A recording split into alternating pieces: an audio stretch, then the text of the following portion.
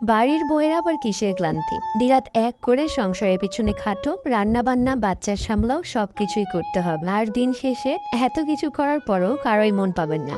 যাই হোক, সারাদিনই সংসারে অনেক অনেক কাজ করতে হয়। যারা বলেন আপনি তো সারাদিনই ভিডিও বানান, তাহলে সংসারে কাজ করেন কখন? নাকি শুধু মুখে বলেন? প্রতিদিন আমাকে সেই সকাল 6টায় ঘুম থেকে উঠতে হয়। যত রাতে ঘুমায় না কেন, সকাল 6টায় উঠে নাস্তা বানানো, ঘরের কাজ করা, রান্না বান্না করা, দুপুরের আবার আয়োজন করা, সবকিছু একা হাতে করতে হয়। কতদিন যে শান্তি করে ঘুমাতে পারি না, সেটাই তো ভুলে গিয়েছি। সারাদিন সংসারে কাজ সেরে আপনাদের সাথে যে ব্লগটা শেয়ার করি, সেটা এডিট করতে হয়, ভয়েস ওভার করতে হয়। বোন আসলে এতটাও সহজ না। আপনি বসে খেলে কেউ এক মুঠ খাবার নিয়ে এসে বলবে না এই নাও খাও। জীবনে বেঁচে থাকতে হলে অনেক পরিশ্রম করতে হবে, ধৈর্য ধরতে হবে। দাও এটা আমাকে, তুমি খেতে দিবা আমাকে?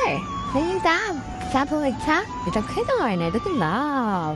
এটা রান্না করে তখন খেতে হয়। আগে আমাকে বড় হয়ে করে খেতে দিবা? হ্যাঁ, সত্যি মেয়েরা মনে হয় আসলে অনেক লক্ষ্মী হয়। এই তো দেখেন, আমি যখনই কাজ করতে বসি, আমার মেয়েও এসে বলে মা দাও আমি করে দিই। সারাদিন বাড়ি থেকে আসার সময় মা আমাকে লাউটা দিয়েছিল।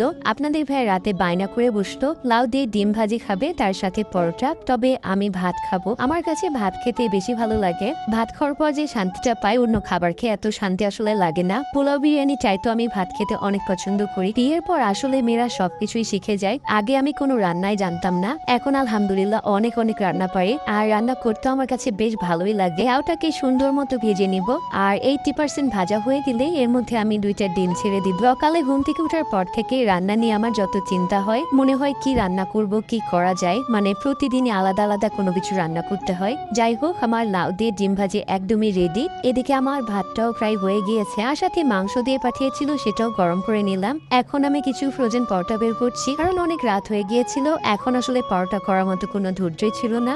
বলতে পারবে না তোমার বাবা।